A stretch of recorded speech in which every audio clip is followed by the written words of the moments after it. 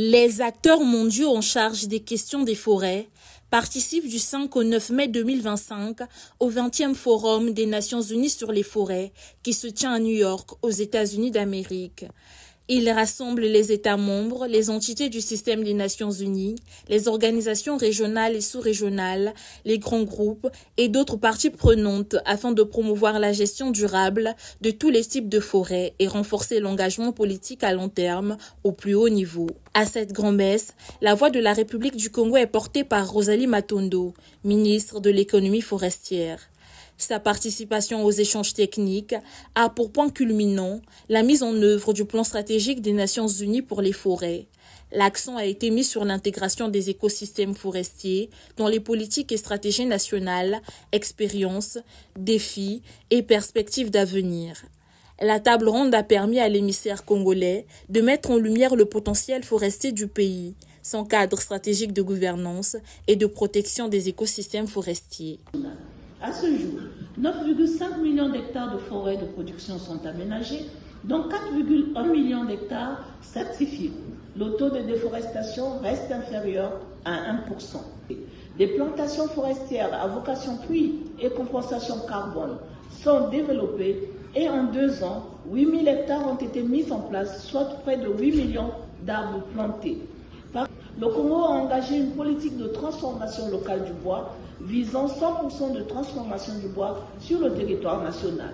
En parallèle, la valorisation des produits forestiers non ligneux soutient les revenus des communautés rurales et les populations autochtones. La promulgation des nouveaux codes forestiers a renforcé la gestion participative, la transparence et la lutte contre le changement climatique.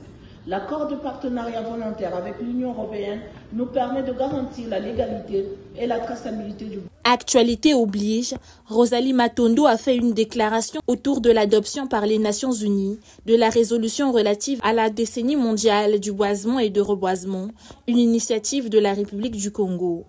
À travers cette décennie, nous avons une occasion unique d'accélérer la mise en œuvre du plan stratégique des Nations Unies pour les forêts et des objectifs mondiaux pour les forêts, a-t-elle martelé. Cette proposition aujourd'hui adoptée par la 79e session de l'Assemblée générale des Nations Unies sous l'intitulé de décennie des Nations Unies pour le boisement et le reboisement dans le cadre d'une gestion durable des forêts 2027-2036 constitue une avancée majeure dans la lutte contre la déforestation, la dégradation des terres, la perte de la biodiversité et les déséquilibres climatiques. C'est ici l'occasion d'exprimer, au nom du président de la République du Congo et de tout le peuple congolais, notre profonde gratitude à l'ensemble des États membres des Nations Unies qui ont presque à l'unanimité soutenu et adopté la résolution proclamant la décennie des Nations Unies pour le boisement et le reboisement.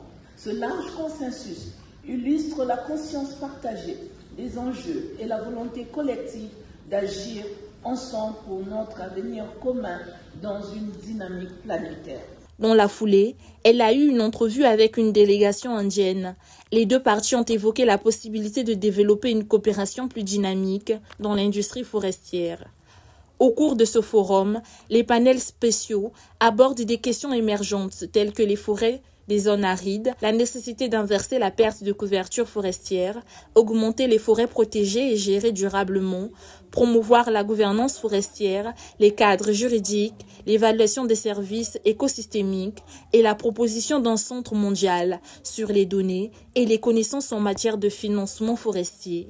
Depuis plus de 2 décennies, cette plateforme d'échange est devenue un acteur central de la politique forestière mondiale, fer de lance du consensus global sur les questions forestières, en adoptant des cadres politiques et des engagements mondiaux sur les forêts.